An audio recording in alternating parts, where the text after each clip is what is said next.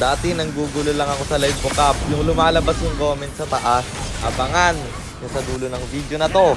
Dahil doon natin yan, bagong usapan. At para naman sa mga bago lang sa page, ang ginagawa po nating content tuwing 9 PM ay 1 game per day, solo, rank, game. At ang goal natin sa content natin na to ay mag 100 win streak.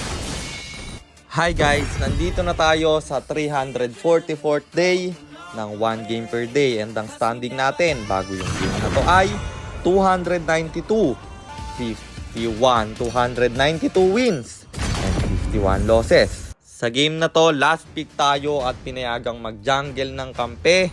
Wala ring counter sa Sun yung lineup ng kalaban, pre. Kaya unggoy na tayo dito at panoodin nyo hanggang dulo dahil alam ko na marami na naman kayong matututunan kasi ako ay nakasan.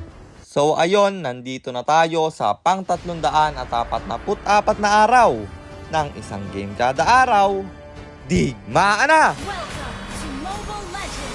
Ang rotation na ginawa ko dito ay red first. Parang ikot ulit natin papunta sa XP lane at low HP na yung Masha nila. Kaya umuwi ito. Walang magde-dep sa Tori nila. Kaya binasag ko at diretso na tayo dito sa first turtle na ako ang nagsimula.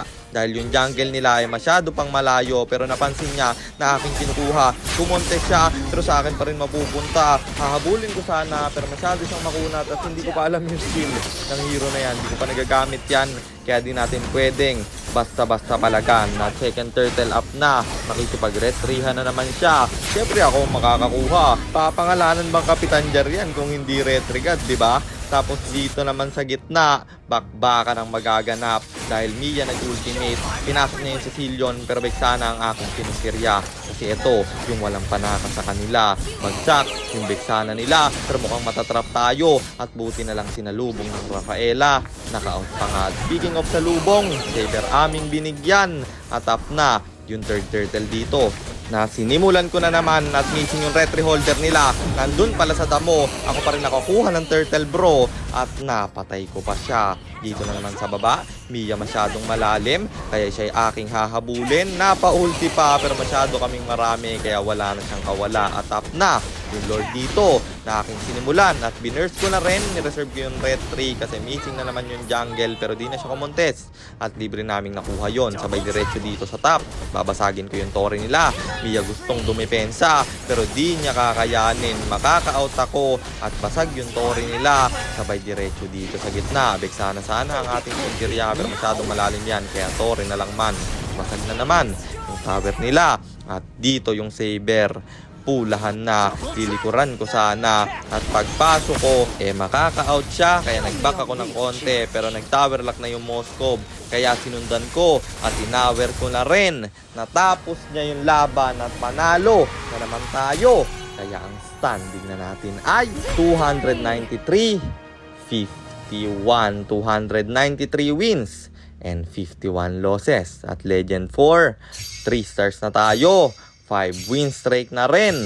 Kaya 95 na lang ay 100 win streak na. At pag-usapan na natin yung comment ni Tropa. Dati daw, nanggugulo lang siya sa live ko. Naalala ko yung panahon na yun, guys. Yun kasi yung panahon na nagsisimula ako mag-stream. Kakagawa ko lang ng FB page nun. Talagang live ako ng live. At ang gamit kong app nun nakalimutan ko yung tawag. Basta pang live siya Nakalimutan ko yung uli orange. Comment nyo nga sa baba kung ano yun, guys. O ayun, omelet.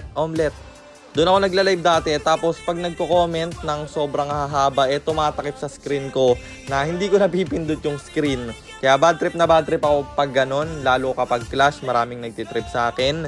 At yung iba pa kahit binablock ko na sa page, gumagawa ng ibang FB para makapang-asar lang. Kaya di ko makakalimutan yung panahon na yon dahil doon din tayo nagsimula, si Kapitan Jar.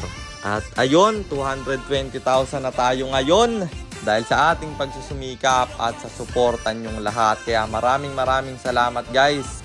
At yun lang, sana meron kayong natutunan sa content natin na to. At kung meron man, pakishare lang. Then after nyo i-share, mag-comment na rin kayo ng pa-shoutout para ma-shoutout ko kayo sa mga next nating content. At i-comment nyo na rin ang inyong mga katanungan kasi baka malay mo. Sa next nating content, comment mo naman ang mapili ko.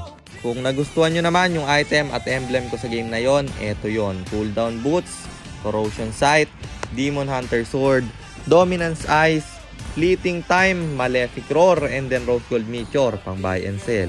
Emblem natin Assassin, talent is Inspire, Seasoned Hunter plus Quantum Charge at syempre Retribution kasi jungle tayo doon. Teka, baka kilala mo lang ako at lagi kang nanonood pero hindi ka pala nakapollow sa page. I-follow mo na yan. Isa lang eh. Kung gusto mo namang magpapilot ng ML account, mag-PM ka lang, nagre-reply ako at syempre, may bayad yun. Kahit hanggang anong rank, pwede mong ipapilot. At yun lang guys, sana nag-enjoy kayo sa content natin na to. At shoutout sa iyo Zai Bolivar, kay ML Player YT Official, kay John Nigel Villamor, at kay EJ Dukay. Maraming salamat sa suporta nyo guys. Ingat kayo palagi. God bless. Paalam!